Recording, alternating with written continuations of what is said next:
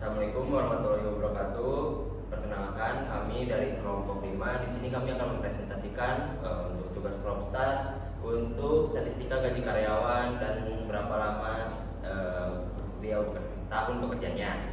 Di sini saya tidak sendirian. Perkenalkan, sebelumnya nama saya Rahmat Bersofian dengan NIM 10102437.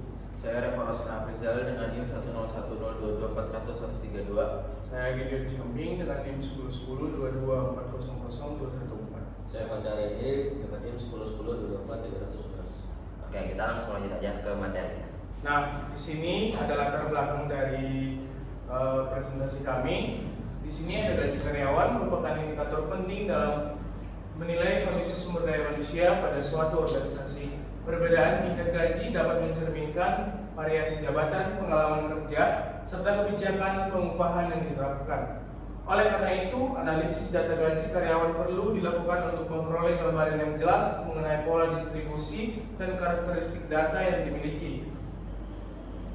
Nah, rumusan masalahnya yaitu riset kami membahas bagaimana hasil perhitungan statistik deskriptif pada data gaji karyawan, bagaimana bentuk distribusi gaji berdasarkan histogram dan blogspot, serta bagaimana hubungan antara pengalaman kerja dan gaji tahunan berdasarkan analisis korelasi dan regresi linear sederhana. Permasalahan ini dirumuskan untuk memahami karakteristik data serta secara kuantitatif dan visual. Buat selanjutnya, kita background. Tujuan riset ini adalah untuk menganalisis karakteristik data gaji karyawan melalui statistik deskriptif seperti mean, median, varians, dan simpangan baku.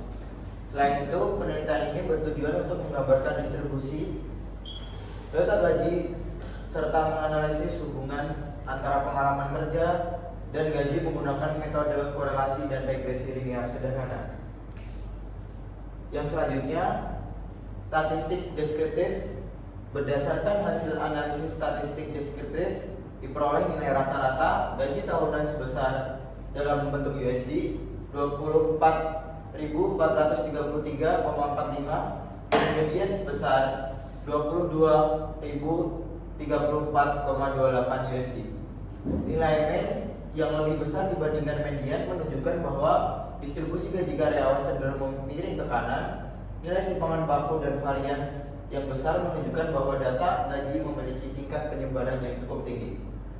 Untuk selanjutnya, di sini ada distribusi gaji karyawan, di mana distribusi gaji karyawan ini ditampilkan melalui histogram yang menunjukkan bahwa sebagian besar karyawan memiliki gaji pada rentang yang rendah hingga menengah.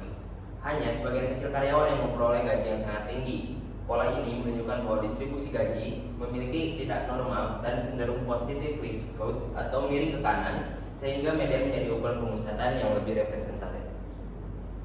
Selanjutnya, di sini ada teorema limit pusat atau CLT. Teorema limit pusat ini menjelaskan bahwa rata-rata dari sampel acak akan cenderung mengikuti distribusi normal. Apabila ukuran sampel cukup besar, dalam penelitian ini dilakukan eksperimen dengan mengambil 30 sampel acak berukuran N sama dengan 5. Hasil eksperimen menunjukkan bahwa distribusi rata-rata sampel lebih simetris dibandingkan distribusi populasi, meskipun belum sepenuhnya normal. Oke, selanjutnya ada korelasi dan regresi linear. Analisis korelasi Pearson menghasilkan nilai R sebesar 0,801 yang menunjukkan hubungan positif dan sangat kuat antara pengalaman kerja dan gaji tahunan. Scatter plot menunjukkan pola linear menaik yang jelas. Hal ini menunjukkan bahwa semakin lama pengalaman kerja seseorang, maka gaji tahunan yang diterima cenderung semakin tinggi. Di prediksi gaji, model regresi linear sederhana yang diperoleh dalam penelitian ini adalah Y 8.885 plus 3.172 X. Berdasarkan model tersebut, karyawan dengan pengalaman kerja selama 5 tahun diperkirakan memiliki gaji tahunan sebesar 24.749 USD. Nilai prediksi ini masih berada dalam rentang data sehingga dianggap masuk akal. Jadi dari data-data yang kami dapatin, ini salah satu data yang kita dapat untuk histogram variansi gaji karyawan dan gaji karyawan sendiri. Ini histogramnya kami pisah gara-gara variansi itu gaji karyawannya sendiri. Kalau misalnya seandainya kita taruh digabungkan, itu akan semua blok untuk di histogram gaji karyawan akan mengecil dan hanya ada variasi. Data-data untuk gaji sendiri kita dapetin dari data yang sudah ada. Itu semua ada rumusnya sendiri khusus untuk mencari nilai minimum, maksimum, dan variasi. Oke, betul. Nah, ini untuk pengalaman kerja tidak jauh beda, hanya beda di histogram doang. Data juga sudah disiapkan untuk mencari ini semua, apalagi untuk nilai minimum maksimum sudah ada rumusnya sendiri. Semuanya terkait dengan rata-ratanya. Ini histogramnya untuk pekerjaan kerja per tahun ya. Oke, betul. Nah, untuk box plot sendiri, pertama kita tuh harus mencari nilai minimum dan maksimum. Setelah itu baru kita bisa cari Q1, Q2, dan Q3 nya yang akhirnya menjadi histogram ini, dimana dia menjajarkan semua data, dan data yang paling besar itu berada di berapa itu? 3000-an. Oke, udah turun. Nah, pengalaman kerja juga nggak jauh beda dengan yang gaji, karena ya untuk rumusnya sendiri sama-sama aja, hanya beda di data yang kita ambil dan diagramnya juga saja beda.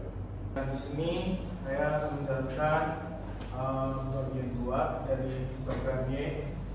Nah, di sini histogram Y datanya diambil dari data dari si histogram Y, dan kenapa data ini miring ke kanan? Karena sebagian besar gaji karyawan gaji karyawan yang tinggi sangat mempengaruhi distribusi pada histogram yang ada pada data Y. Nah, untuk selanjutnya kita ada data nilai Y. Nah, di sini ada data nilai Y, dan di sini ada nilai RAN. Kenapa kita mencantumkan nilai RAN? Nilai RAN itu untuk mengurutkan data yang ada di nilai Y. Sebenarnya kalau nilai RAN ini dihapus juga bisa, tetapi kita tetap mencantumkannya agar kita nanti bisa lebih jelas untuk mengurutkan data Y-nya. Nah, yang di kanan kita ada 30 nilai sampel, dan kita tiap sampelnya itu kita mengambil 5 data. Nah, itu buat data rata-ratanya di tiap sampel udah ada, jadi hitung.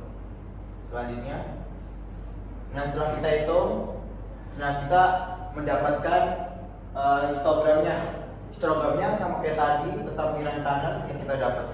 Baik, untuk bagian terakhir di sini kita diminta untuk mencari korelasi dan regresi linear. Di mana korelasinya itu kita menggunakan korelasi persen, yang dimana menggunakan rumus Korel, di mana kita mendapatkan nilai sebesar 0,8 sekian. Lalu selanjutnya ada persamaan regresi linear. Persamaan regresi linear itu yaitu Y sama dengan A ditambah B kali X. Dengan kita mendapatkan, untuk mencari nilai A sendiri itu kita dapat menggunakan rumus intercept pada Excel atau spreadsheet. Lalu untuk mencari nilai B kita dapat menggunakan rumus log. Nah, ketika kita sudah mendapatkan nilai A dan B, kita dapat mensubstitusi saja kepada persamaan regresi linearnya dengan Y sama dengan 885, sekian dan ditambah 3172, sekian dikali X. Lalu di sini kita akan memprediksi di mana saya mensubstitusikan X-nya itu sama dengan 5. 5 di sini dalam bentuk tahun. Jadi di saat regresi linear ini disubstitusikan, maka mendapatkan hasil 24.749,5, di mana hal ini masih masuk akal dalam data ini, dalam data yang gaji karyawan dan pengalaman kerja. Nah, di sini ada scatter plot pengalaman kerja karyawan dengan gaji tahunan karyawan, di mana data sebar ini atau scatter plot ini menunjukkan bahwa gaji tahunan karyawan masih terjadi ketimpangan, di mana ada nilai gaji yang lebih tinggi dibanding gaji karyawan yang lain, dengan garis regresi linear seperti lurus dan menyamping, dan tetap pada gaji karyawan yang terjadi ketimpangan tersebut, dan sehingga menutupi satu sisi saja. Itu aja dari presentasi kami. Kesimpulannya itu berdasarkan hasil analisis dapat disimpulkan bahwa pengalaman kerja dan gaji tahunan memiliki hubungan yang kuat dan positif. Statistik deskriptif memberikan gambaran awal mengenai karakteristik dan penyebaran data, sedangkan analisis korelasi dan regresi membantu menjelaskan hubungan antara variabel secara lebih mendalam dan terstruktur. Sekian presentasi dari kami. Mohon maaf apabila ada kesalahan ataupun informasi yang kurang jelas. Mohon dimaafkan. Wassalamualaikum warahmatullahi wabarakatuh.